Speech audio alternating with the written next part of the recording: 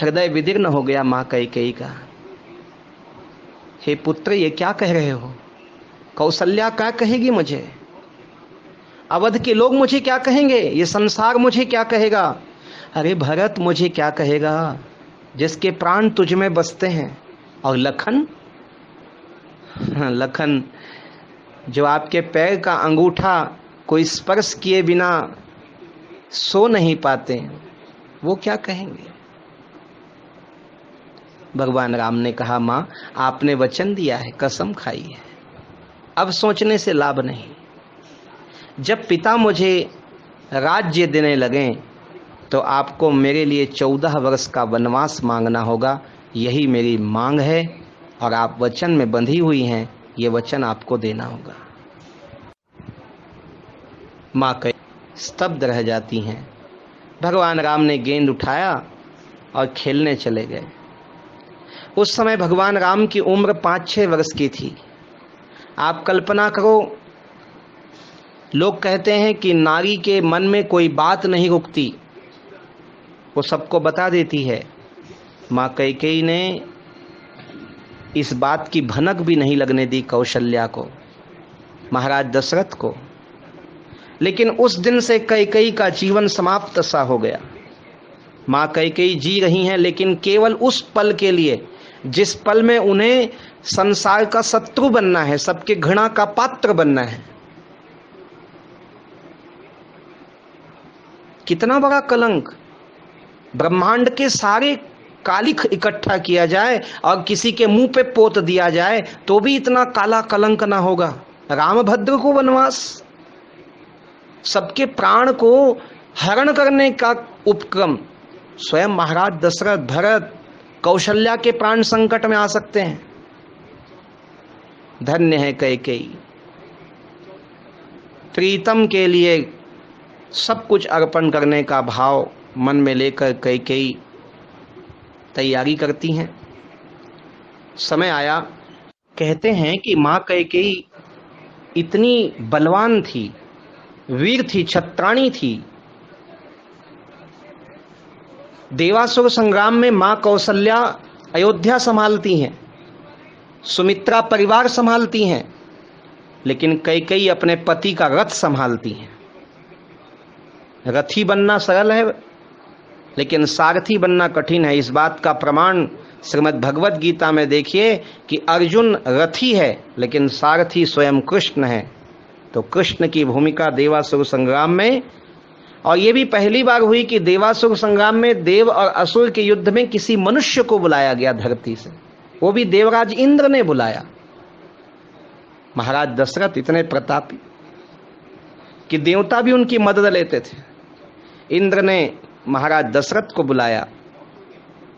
सामान्य नहीं थे महाराज राम के पिता दशरथ, लेकिन उससे भी असामान्य थी उनकी रानी कैकेयी, वीरांगना कैकेयी, जिससे देव दानव थर्राएं। कैकेयी ने सारथी का आसन संभाला है। सामान्यतः गृहस्थ रूपी रथ के सारथी पति होते हैं, पत्नी नहीं। लेकिन यहाँ पर भारत का इतिहास, हमारे हिंदू धर्म का यह गौरवमयी कि एक पतिव्रता नारी अपने पति के रथ की सारथी भी बन सकती है।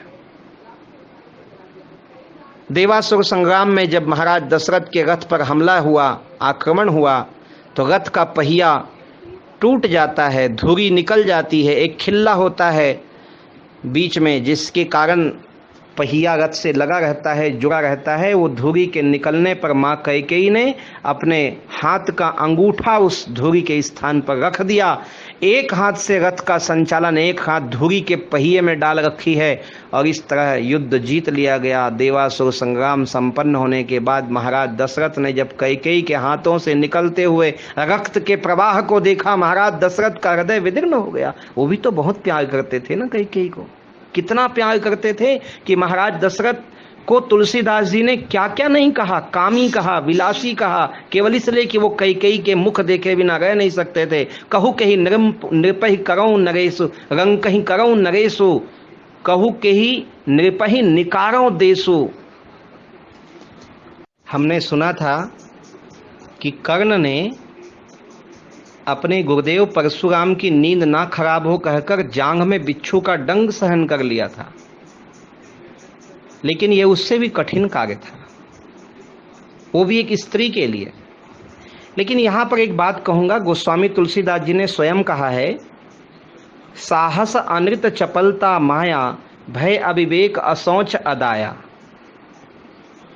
ये हालांकि रावण कह रहा है, रावण ने मंदोदरी को कहा कि अहो मंदोदरी, सचमुच नारी के 8 लक्षण हैं, ये 8 स्वभाव नारी का नहीं जाता। लेकिन कितना विरोधाभासी है ये। साहस भी होता है, अनृत भी होती है, चपलता भी होती है, माया भी होती है, त्रिया चरित्रम पुरुषस्य भागा, देवो न जाना कुतो मनुष्य। लेकिन सबसे पहला शब्द वहां भी साहस है। साहस के मामले में माताएं कभी पीछे नहीं होती। मां कैकेयी के उस साहस को समस्त देवलोक ने नमन किया। महाराज दशरथ तो भाव विभोर हो गए। कैकेयी को कहा, मांग जो चाहिए, जो चाहिए मांग। मां कैकेयी ने हाथ जोड़ के कहा, राम राज्य है ना, थाती रख दीजिए, बाद में मांग लूंगी। श्री दाताराम साहू जी, मां कैकेयी चरित्र पे बहुत सुंदर बात आपने कही। आप सबकी जिज्ञासा आमंत्रित है।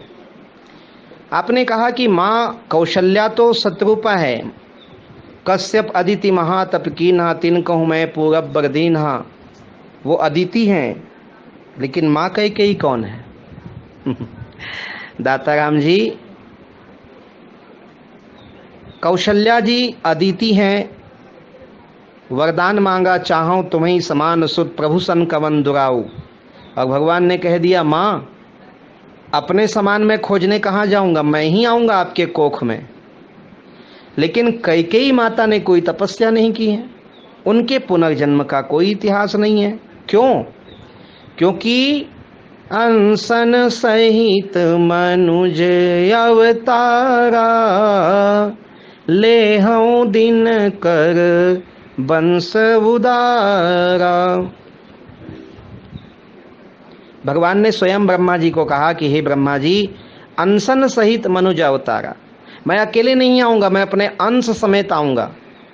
और देखिए, मां कैकेयी कोई ऋषि योगी नहीं है जो तपस्या के बल के राम को पाई हैं। मां कैकेयी स्वयं भगवान राम के अंश हैं। जैसे भरत जी उनके अंश हैं, शत्रुघ्न जी उनके अंश हैं, शेष जी के रूप में लक्ष्मण जी उनके अंश हैं, इसी तरह मां कैकेयी भगवान की अंश है। वो लीला में सहायक बनने के लिए कैकेयी का रूप धारण करके आई हैं।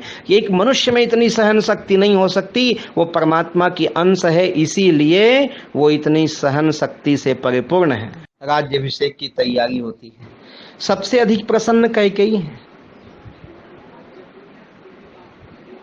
सब कुछ जान करके भी कैकेयी चुपचाप है। आप बताओ, अयोध्या की सारी राजनीति मां कैकेयी चलाती हैं। महाराज दशरथ को भी नहीं पता, वो गुप्त बातें अयोध्या के राजपाट की कैकेयी को पता होती है। कूटनीतिक लोगों के साथ गोष्ठी कैकेयी करती हैं। महाराज दशरथ तो रानियों में भूले रहते हैं, ये कहने में कोई दो मत नहीं, लेकिन कैकेयी संपूर्ण राजनीति अपने हाथ में लेके चलती हैं। राज्य की सीमाओं में फैले हुए गुप्तचर संस्थाओं का यदि कोई नियंत्रण करने वाली अयोध्या में है तो वो माता कैकेयी है।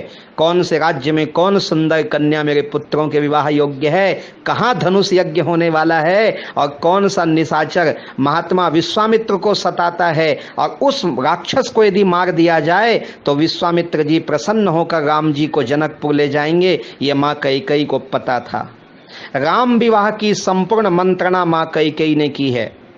महाराज विश्वामित्र के अयोध्या आगमन पर राम को देने के लिए महाराज दशरथ को प्रेरित करना। आप पढ़िए महाकवि कालिदास का रघुवंश, आप पढ़िए कंब ऋषि का कंब रामायण, अद्भुत रामायण, आनंद रामायण। तुलसीकृत रामायण में भी 6 पक कथाओं में तुलसीदास जी ने इसको कहा है।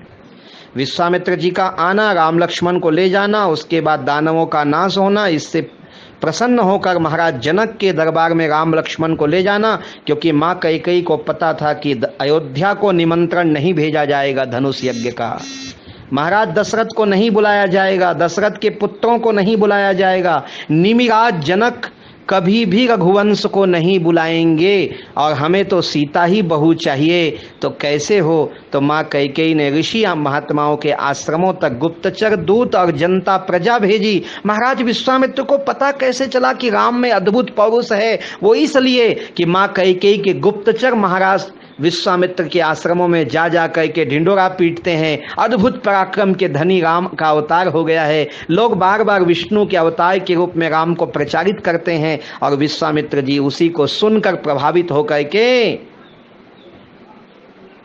गादि सुवन मन चिंता व्यापी हरि बिन मरहि न निश्चर पापी अयोध्या आते हैं, राम को ले जाते हैं। और विश्वामित्र के कारण रघुकुल को धनुष यज्ञ में सम्मिलित होने का अवसर मिला। यदि कैकेयी की कूटनीति और धर्मनीति नहीं होती, संतों से सामंजस्य नहीं होता, तो कभी भी विश्वामित्र नहीं आते, राम जी को नहीं ले जाते और रघुवंश धनुष यज्ञ में नहीं जाता, तो सीता राम का विवाह नहीं होता और अयोध्या का